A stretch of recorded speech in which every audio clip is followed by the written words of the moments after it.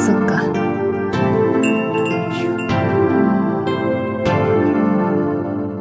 それって。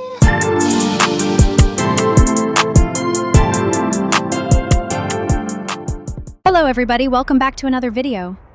If you are new here, I cover paleo information and I even do animal battles in this channel if you are interested in that. We did a poll and this was a requested video for some time now. I appreciate all of you guys for watching my content. Also, if you have any other more video ideas, leave them in the comments. In this type of video, we will be looking at a period of animals that were before the famous dinosaurs. We are going to have to leave the Mesozoic time of dinosaurs and go earlier in time, and that is the Paleozoic. Have you ever wondered what creatures actually thrived that lived before the dinosaur era? There were all types of crazy alien-looking things around the Paleozoic era. We have large archosaur crocodile-like animals that looked like dinosaurs themselves, but were not actually related to them, and mammal ancestors with many other types of creatures. Ahem, anyways. We will be looking at a period in the Paleozoic that had the most variety of land animals, called the Permian period. I will be discussing some animal species and a small overview of this period. Permian is a geologic period and stratigraphic system, spanning from the end of the Carboniferous period, 298.9 million years ago, to the beginning of the Triassic period, 251.902 million years ago. It's the final period of the Paleozoic era. The Permian is known for the formation of the supercontinent Pangaea, a massive extinction event called the Great Dying that wiped out all 96% of life. The most common terrestrial organisms were Synapsida. It is a diverse group of vertebrate animals that includes mammals and their extinct ancestors. They are one of the two main amniota clades, the other being Sauropsida, which includes modern reptiles and birds. Synapsids are characterized by a single large opening or temporal fenestra behind each eye socket on their skulls. They are also known as mammal-like reptiles because some have a reptilian appearance. They look like creatures straight out of a horror movie with their very weird body features. Let's take a look at some of these land-dwelling animals in particular. Also, quick reminder, paleontology is always changing, so sizes and other things could be outdated if researchers find new information on the animals. I mean, look at our buddy Spinosaurus, for example. I did much research on the animals, but some sources can be misleading and inaccurate, so if I got any information wrong, you can let me know. But I am very confident on my searching, because I look at more valuable data in different places like ResearchGate. There are so many types of animals with weird, proportionately built bodies. Some animals were the alien-looking moschops. They were heavily built plant eaters, and they may have lived partly in water, as hippopotamuses do. These herbivores were around 327 kilograms and 2.7 meters. Thick skulls, prompting speculation that individuals could have competed with one another by headbutting. They were likely preyed upon by titanosuchids and larger therocephalian species. Struthiocephalus is an extinct genus of dinocephalan therapsids from the Permian of South Africa. It's believed to have been a herbivore, likely feeding on soft vegetation in or near water. Its long snout is thought to have been an adaptation for rooting up and gathering aquatic plants. It grew to about 2 to 3 meters and weighed around 288 kilograms. Adaphosaurus, meaning pavement lizard for dense clusters of its teeth, is a genus of extinct adaphosaurid synapsids that lived in what is now North America and Europe.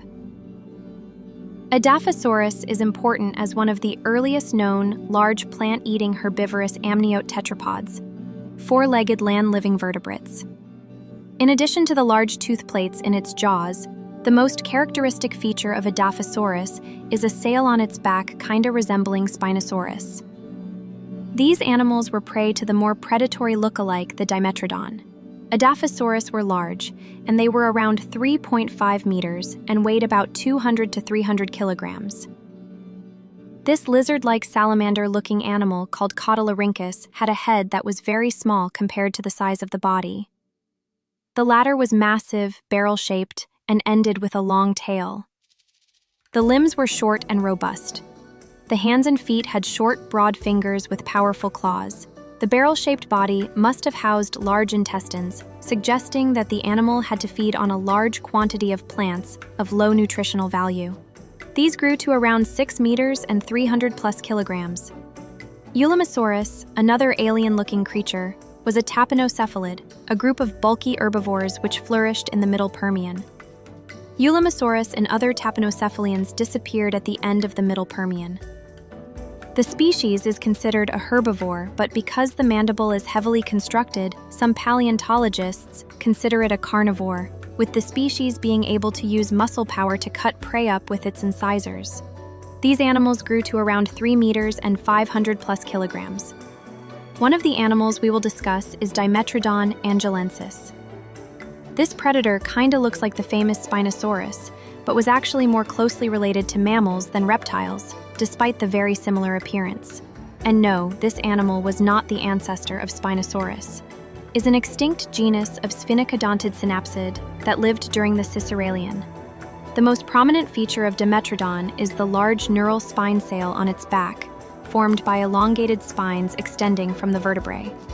It was an obligate quadruped. It could walk only on 4 legs, and had a tall, curved skull with large teeth of different sizes set along the jaws. This apex predator lived in the wetlands and swampy areas while preying on its cousin, the Edaphosaurus, and freshwater fish, amphibians, reptiles, and other amniotes. The amphibian Ariops and freshwater shark-like fish Xenocanthus were its prey as well.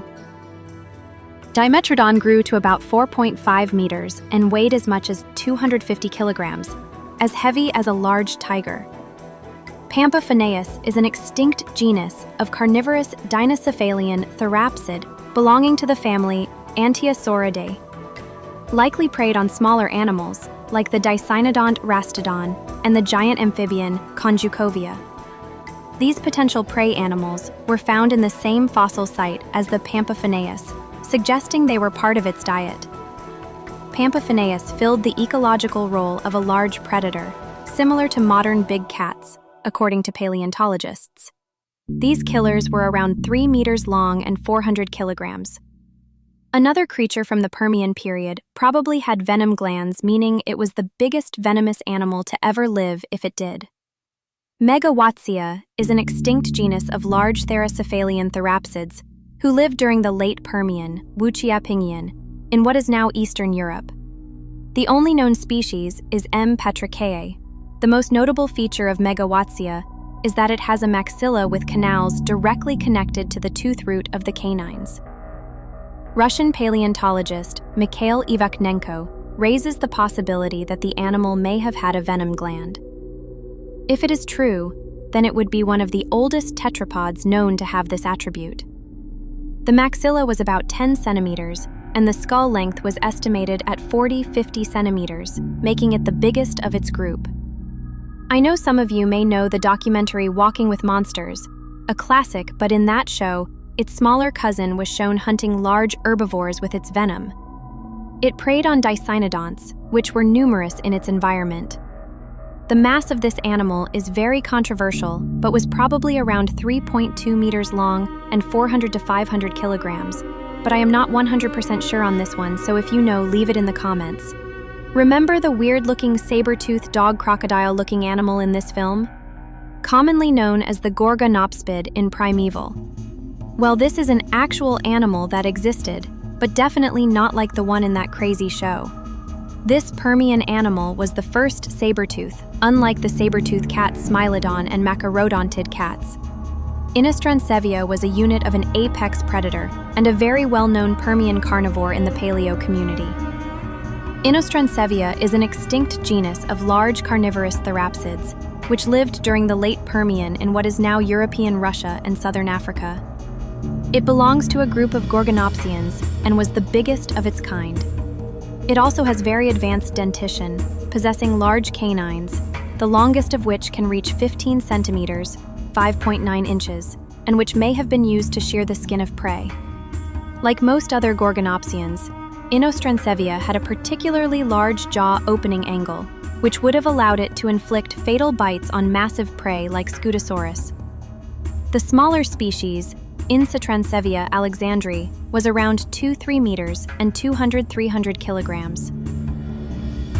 But the bigger Insatransevia latifrons, 3.5 meters but a very large specimen, was probably around 600 kilograms with this skeletal. Anteosaurus is an extinct genus of therapsid that lived in Russia during the Werdian stage of the Permian period.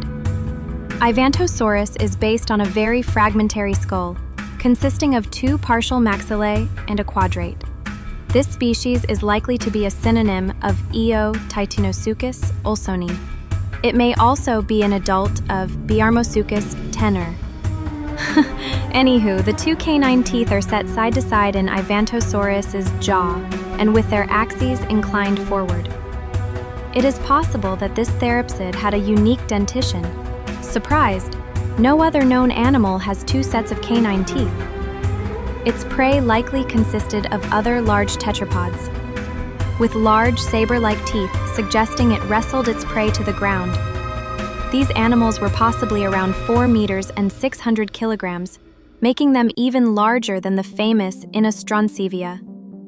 Deuterosaurus jubilaei is an extinct genus of dinocephalian therapsids, one of the non-mammalian synapsids dominating the land during the late Paleozoic. Likely preyed on large, slow-moving herbivores like dicynodonts and periosaurs. While some interpretations suggest an omnivorous diet, including scavenging, its robust build and large canines indicate a capacity for hunting. I could not find the exact size because I've seen 6 meters and 2 meters in length. The skull is around 80 centimeters, and based on this skeletal, it should be about 3.6 meters long and 500-ish kilograms, I would assume. Tapinocananos is an extinct genus of therapsids in the family Tapinocephalidae, of which it is the most basal member. Only one species is known, Tapinocaninus pamelae, meaning Pamela's humble canine. The species is named in honor of Rubbage's mother, Pamela. While Tapinocananos had enlarged teeth that projected forward, they are thought to have been used to uproot tough plants rather than for predation. It was around 2 to 3 meters and 892 kilograms. Let's take a look at this Ankylosaurus-looking creature. Scutosaurus is an extinct genus of periosaur parareptiles. Its genus name refers to large plates of armor scattered across its body. It was a large anapsid reptile that, unlike most reptiles, held its legs underneath its body to support its great weight. It likely consumed leaves and branches, and may have also eaten floating plant matter in water. Its flattened teeth were well suited for grinding vegetation, due to the semi-arid environment it lived in. The Noseplas period faced threats from several predators, primarily Gorgonopsids like Insatransevia. These were large carnivorous therapsids with saber-like teeth, capable of tackling even the well-defended Scutosaurus. The size of this armored tank was around 2.5 to 3 meters long and weighed about 1,160 kilograms. Asteminosuchus urulensis, meaning crowned crocodile in Greek, is an extinct genus of large, early omnivorous therapsid. This creature had a very interesting shaped head with horns and a frill-like structure. Its skull was long and massive, up to 65 centimeters or 26 inches in length, and possessed several sets of large horns, somewhat similar to the antlers of a moose, growing upward and outward from the sides and top of the head. The animal had a sprawling posture as indicated by analyzing its shoulder joints. Anteosaurus would have preyed on smaller individuals, and this animal is still debated on being an herbivore or carnivore, but supplemented its diet with meat, making it an omnivore. The size was around 3 meters and possibly up to 1,000 kilograms. Imagine a sairless, giant Dimetrodon. Tapinosaurus is an extinct genus of synapsids from the Middle Permian of Texas. It was the biggest sphenacodontids in the same family as Dimetrodon, and it was much more massive as well. American paleontologists Everett C. Olson and James Bierbauer described the genus in 1953 based on 3 specimens that were uncovered from the San Angelo Formation. Judging by its size, It would have been an apex predator, being able to take down large prey, but the estimates are very controversial since it hasn't been thoroughly studied since 1955 I have heard of. It should be around 5.5 meters and over 1,000 kilograms according to those estimates. Titanophonius, meaning Titanic murderer, is an extinct genus of carnivorous dinocephalian therapsid from the Middle Permian. It is classified within the family Anteosauridae, so a close relative of its much bigger cousin Anteosaurus. Remains of Titanophonius have been found at Ishivo, Russia. The structure of the limbs and the density of the bone are designed for a sprawling stance. The temporal opening is more advanced than a Steminosuchidae, but less advanced than Enostrancevia. An adult skull would have reached 80 centimeters with a heavy long snout. The teeth are large, with 12 large palate incisors followed by 2 canines and various smaller back teeth. The lower palate is the same as the upper, but without the canine teeth. The appearance of Titanophonius is reminiscent of the sphenacodontid pelycosaurs, which included Dimetrodon. These massive predators would be able to wrestle prey like Ulamosaurus with its powerful forelimbs. We got immature specimens of this animal, but some of them got to massive sizes, possibly around 6 meters and 600 kilograms, maybe even 1,000 kilograms. This hippo-like animal called Titanosuchus ferox is an extinct genus of dinocephalian therapsids that lived in the Middle Permian epoch in South Africa. This genus has only one species, Titanosuchus ferox, along with its close relatives, Joncaria. Titanosuchus was likely omnivorous and is known from fragmentary jaw and postcranial material, which can be distinguished from Joncaria by the greater length of the limb bones. And in the Stannis likely preyed on other large synapsids, including moschops. I couldn't find too much mass estimates on this animal, but I saw a huge interpretation of a very large body structure, similar to Joncaria. I would make a guesstimate of mass around 1,500 kilograms and 3 to 4 meters long. Meet the biggest land animal of the Permian period. Joncaria is an extinct genus of dinocephalans. Joncaria was a large and omnivorous. The skull is nearly twice as long as wide, and the snout is elongated and provided with sharp incisors and large canines. The cheek teeth were small. The body is robustly built, and the limbs stout. Joncaria cannot be distinguished from its relative Titanosuchus on cranial grounds, but only in limb length. Joncaria having short and squat limbs, and Titanosuchus long ones. It would have been able to steal prey from larger predators if it was of such size, but fossil evidence showed Joncaria was being preyed upon by other predators, possibly Anteosaurus. The size of this giant was around 4 to 5 meters and about 900 to 2,000 kilograms. This animal is the biggest hypercarnivore of the Permian and also the most dangerous. Meet Anteosaurus magnificus, an extinct genus of large carnivorous dinocephalian synapsid. It lived at the end of the Guadalupian. This giant, like I said, is the largest terrestrial predator of the Permian period, not Enostrancevia or the Gorgonopsids. Occupying the top of the food chain in the Middle Permian, its skull, jaws, and teeth show adaptations to capture large prey like the giant Titanosuchids like Joncaria and Tapinocephalids, dinocephalians, and large Pariasaurs. Anteosaurus was the equivalent of Tyrannosaurus rex in the Permian lands. It was also very fast and would have been able to outrun competitors and prey alike, thanks to its advanced adaptations. Its body was well suited to projecting itself forward, both in hunting and evidently in headbutting. Anyways, this hypercarnivore was one of the top contenders of largest non-theropod dinosaur predators, only being beat by Erythrosuchus and Prestosuchus in size.